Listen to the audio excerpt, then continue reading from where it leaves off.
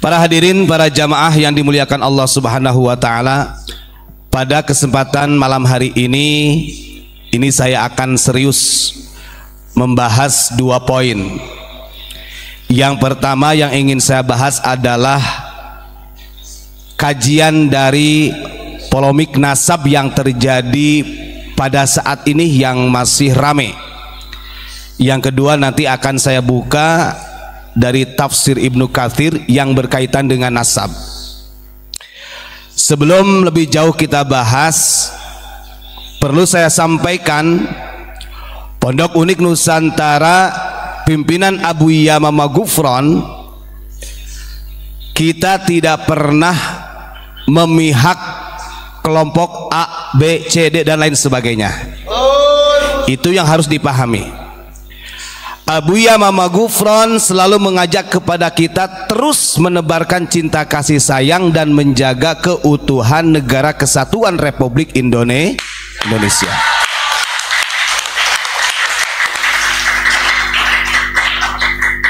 Jangan sampai dengan adanya problem-problem yang terjadi di bangsa kita ini mengkikis rasa nasionalis kita, lebih-lebih sampai berubah ideologi kita yang asalnya Pancasila menjadi ideologi yang bukan Pancasila. Na'udzubillahi min dzalik.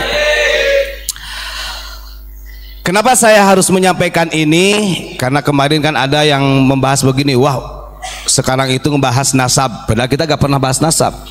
Mungkin baru kali ini saya ingin memberikan ketegasan biar orang yang beranggapan praduga lain-lain ini biar memahami gitu.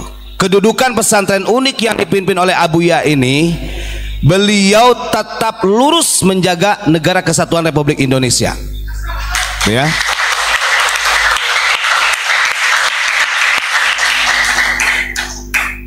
Adapun fenomena yang terjadi mengenai tentang nasab ini perlu kita sampaikan. Tadi saya mencoba mendengarkan dari apa yang disampaikan oleh Kiai Haji Imaduddin dan Kiai Haji Buya Qurtubi. Ini sama-sama Banten. Saya kaji, saya pahami dari narasi-narasi beliau. Sebenarnya kita harusnya sedih, karena dengan adanya polemik nasab ini justru yang diadu domba adalah ulama-ulama kita. Yang diadu domba ini adalah ulama Nusantara. Nih saya catat beberapa poin. Adanya kajian tesis yang ditulis oleh Kiai Haji Imaduddin. Nah, kita menyampaikan ini bukan berarti kita berada di pihak mereka, tidak. Kita tidak berpihak kepada Ba'alawi dan juga kita tidak berpihak kepada kelompok mereka. Tapi di sini kita akan mengupas asal usul kejadian sampai terjadinya polemik hari ini, yang sampai hari ini yang saya katakan justru menjadi permusuhan antar pribumi. Itu yang harus kita cerdas memahami. Kira-kira saya tanya, kita sebagai pribumi, kalau kita diadu domba oleh orang luar, kira-kira ridho apa tidak? Kemudian dengan adanya polemik ini, kiai-kiai pribumi saling menghujat, saling menjatuhkan. Kira-kira yang tepuk tangan siapa? Orang lain yang tepuk tangan. Ini yang harus kita pahami betul. Poin pertama, kenapa polemik ini sampai membesar dan sampai keluar tesis dari Kiai Haji Imaduddin? Yang pertama, konflik ini disadari ataupun tidak, diakui ataupun tidak oleh oknum, diawali dari oknum Habib yang selalu merendahkan ulama dan kiai pribumi.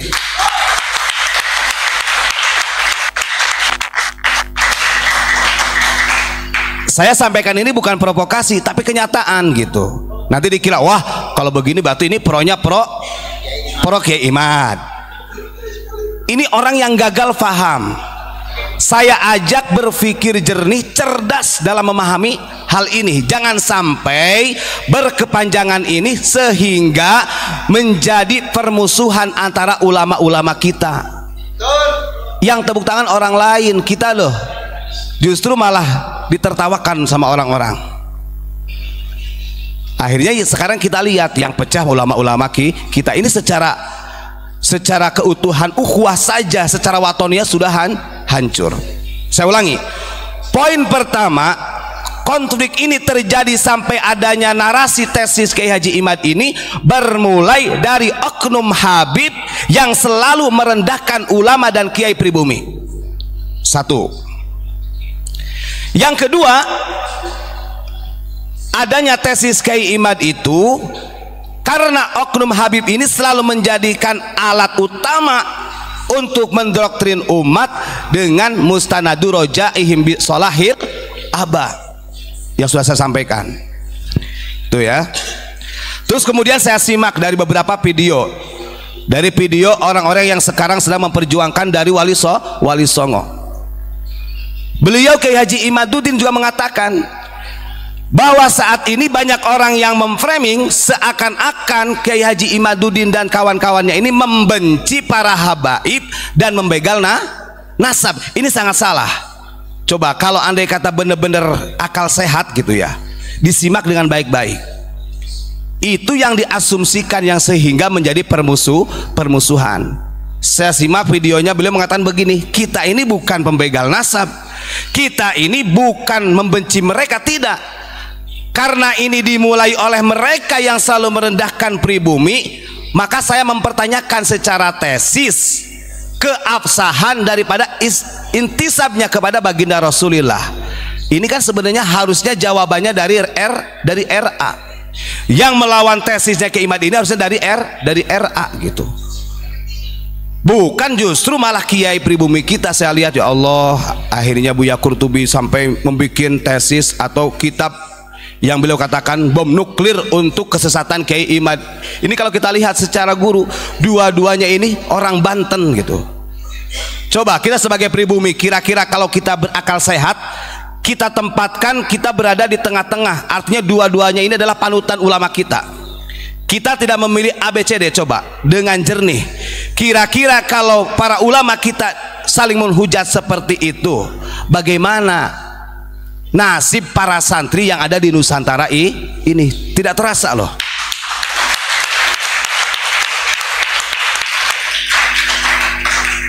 Dengan adanya polemik ini justru kita malah retak. Dari beberapa poin yang saya pahami ini, justru di sini ada orang-orang yang sengaja ingin mengadu domba ulama-ulama kita. Paham nggak? Coba kamu lihat di media sosial. Wong video saya aja, videonya Abu Yama Magufur itu ada tuh. Ada yang motong, kemudian didampingkan dengan Kiai Anu. Kemudian ada juga yang didampingkan dengan Habib Anu, macam-macam. Ini sebenarnya yang benar-benar brok otaknya itu adalah muhibin yang betul-betul buta taklidnya. Ini yang harus benar dipahami. Kita harus cerdas. Jangan sampai dengan adanya polemik ini justru kita malah istilahnya mengompori adanya pergelutan atau takhosomah, permusuhan antar kiai. Kalau hanya sekedar ilmiah saya nggak jadi masalah. Tapi kalau sudah ada dikatakan kemudian si Kiai A, wah Kiai ini adalah orang sesat, ini sesat, ini tesisnya ini tidak bisa diterima, dan sampai mencaci maki, itu yang paling bahaya. Dan itu terjadi di media sosial.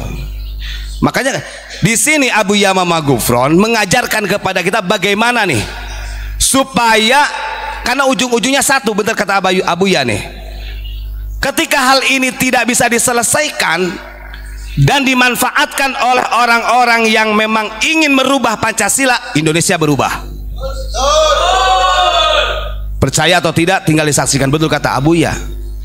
Makanya Abu Ya mau dihujat bagaimanapun beliau nggak mau menghiraukan, karena ini ada problem yang besar yang sebenarnya tidak disadari oleh kita sebagai santri, warga masyarakat biasa, sipil, militer dan lain sebagainya.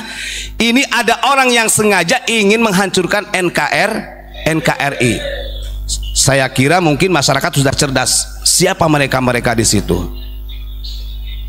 Makanya Masya Allah, saya tadi menyimak ini dari dua-duanya, dari Kiai Haji Qurtubi, Kiai Haji Imad. Ini sebenarnya kalau secara pemahaman yang cerdas, ini memang ada Ada orang yang memang sengaja, orang yang sengaja ingin mengadu domba. Yang lebih malunya lagi, ya Allah, sama-sama Banten, sama-sama Nah, kalau kita sebagai orang Banten, ya kita harusnya betul-betul sedih melihat kejadian polemik nasab yang terjadi pada saat ini.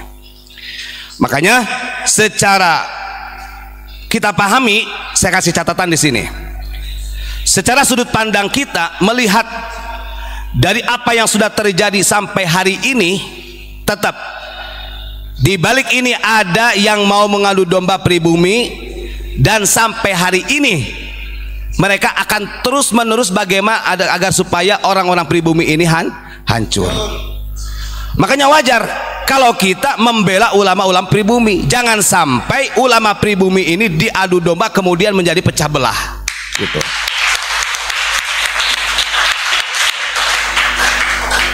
Ada yang kadang-kadang saya bikin heran, ketika di saat orang-orang yang lain merendahkan kiai kampung, merendahkan orang pribumi, kok tidak dikatakan provokasi. Tapi kalau kita menyampaikan seperti ini dan kita memperjelas agar supaya warga masyarakat ini bergotong royong, bersatu padu untuk mengangkat ulama-ulama pribumi, justru dikatakan provokasi. Ini kan sudah salah, nalar yang salah. Saya sering katakan, kita ini loh hidup di Indonesia, makan di Indonesia, kencing di Indonesia, berak di Indonesia, bahkan mencari uang di Indonesia.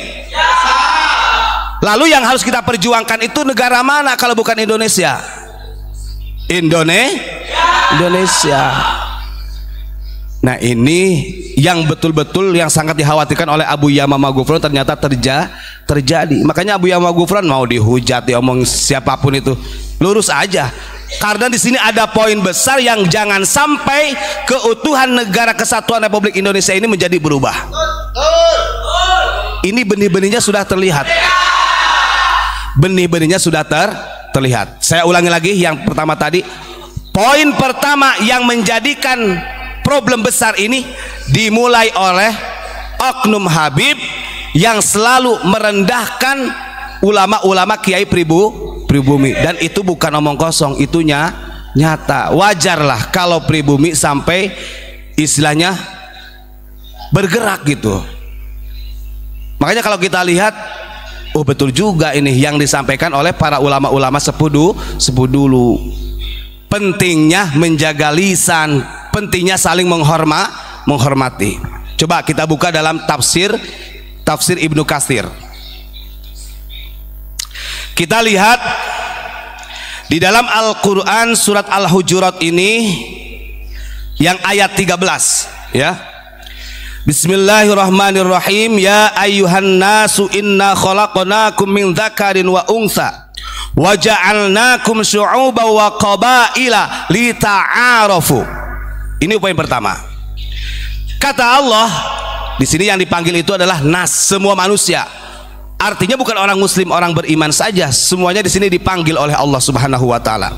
Wahai manusia, sesungguhnya telah aku ciptakan di antaramu golongan laki-laki dan perempuan, dan aku jadikan golongan-golongan bersuku-suku, kelompok-kelompok, tujuannya lita'arafu, agar supaya kalian saling mengenal. Makna lita'arafu ini bagaimana? Nah, di sini dijelaskan. Ailiyuhsilat ta'aruf bainahum. Ingat, supaya satu sama lainnya itu bersilaturahim. Ini kalau kita lihat dari ayat ini sudah jauh nih. Kita ini justru bukan bersatu, lebih terpecah belah. Mudah-mudahan kiai-kiai kita, ulama-ulama kita dilindungi oleh Allah Subhanahu wa taala. Dan mudah-mudahan orang-orang yang berniat ingin menghancurkan NKRI ini dimusnahkan sekalian oleh Allah.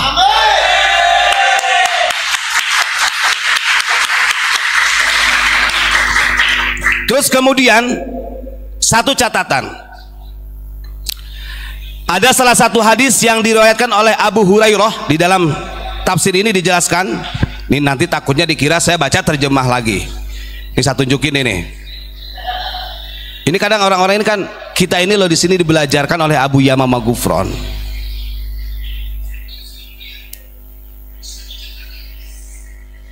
Nah, Kenapa orang-orang pribumi kok sampai bergerak seperti ini? Tadi saya sudah sampaikan. Karena memang ada oknum yang selalu menghinakan nasabnya orang pribumi. Nih kalau kita buka. Kenapa? Dari dzurriyyah Wali Songo ini kok tidak dimasukkan ke Rabithah Alawiyah dengan alasan tidak terverifikasi intisab kepada Rasulullah. Saya tanya, kenapa nasab-nasab dari Syekh Nawawi, nasab-nasab ulama kita kok dilarikan kepada Ba'alawi? Ini sudah artinya dua hal yang betul-betul harus betul-betul kita pahami. Ada apa dalam hal ini, kan begitu.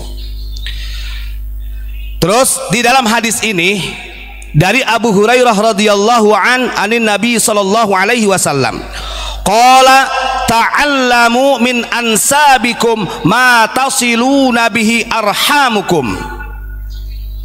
Kata Nabi, nah ini makanya kita kemarin saya sampaikan, kalau kita bangga dengan nasab kita, itu dianjurkan oleh Nabi. Harus bangga kita dengan nasab kita.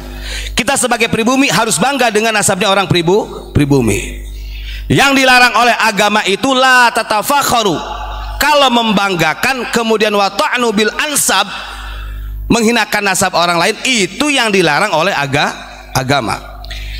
Rasulullah mengatakan di dalam sabdanya begini, ta'allamu min ansabikum, ketahuilah, dalam hadis lain tafakharu, banggalah dengan nasab-nasabmu, atau carilah nasabmu, ketahuilah nasab-nasabmu, matasiluna bihi arhamukum, agar supaya bisa menjalin silaturahim. Kalau kata orang Sunda itu biar tidak poeken obor. Oh saya ini binnya Bapak Ustadz Imron bin lagi, nah, akhirnya kita ketemu sanak saudara tersambung. Nah kalau sudah tersambung silaturahim, fa inna silatar rahimi mahabbatun fil ahli masratun fil mali mangsaatun fil athari. Kalau sudah terjalin silaturahim, disitulah akan ada ketentraman, terciptalah kedamaian, kemudian akan memperbanyak rizki dan memperpanjang umur, lebih barokah. Innama tatafadhaluna indallahi ta'ala bittaqwa la bil ahsabi. Nah ini catatannya.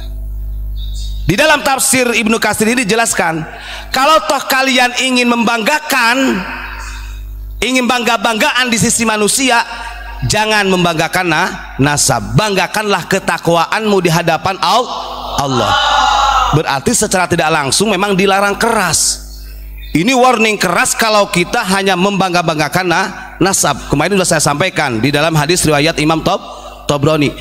Di antara tanda-tanda orang jahiliyah itu justru mereka yang selalu at-tafakhur bil ansab, selalu menyombongkan dirinya bersandar dengan nasab. Yang lebih hebatnya lagi wa ta'nu bil ansab, ya, suka merendahkan nasab orang lain. Ini terjadi karena dua hal inilah, maka muncullah ulama-ulama pribumi yang ingin membela keutuhan daripada orang pribumi. Ini terjadi, saya yakin masyarakat sadar dan bisa memahami siapa tuh yang memulai, yang selalu membanggakan nasabnya, bahkan menghinakan nasab orang lain. Sampai ada kalimat Nabi Muhammad itu adalah kakekmu atau kakekku, kan begitu.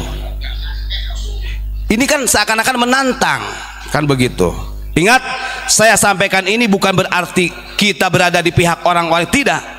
Kita hanya ingin menghimbau kepada masyarakat Indonesia, kita harus hati-hati dengan kondisi seperti ini. Yang menjadi target utama adalah adu domba antar ulama.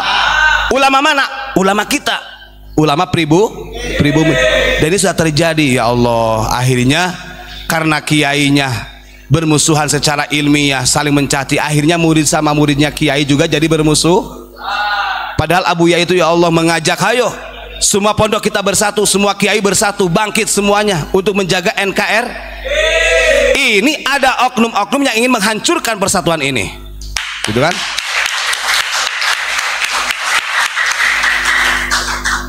Sedih ya kalau kita lihat sedih. Saya baca lagi di dalam kemarin yang sudah saya bacakan, ini perlu saya ulangi ya. Kalau hanya sekedar nasab yang dibanggakan, udah saya tulis kemarin ya. Nih, di dalam syarah Sunan Tirmidzi ini kan sudah dijelaskan. Inna aktsara ulama'i salafi wal khalafi la ansabalahum yatafakharu biha. Ingat, ulama-ulama salafus soleh dan ulama khalaf yang terdahulu hampir kebanyakan mereka tidak punya nasab seperti yang sekarang. Nasabnya tidak intisab kepada Rasulullah. Bahkan sebagian mereka al-mawal, adalah budak yang dimerdekakan oleh orang lain. Tak dibukti nyata di dalam sejarah. Wa ma'adzalika hum sadatul ummah wa yanabiur rahmah.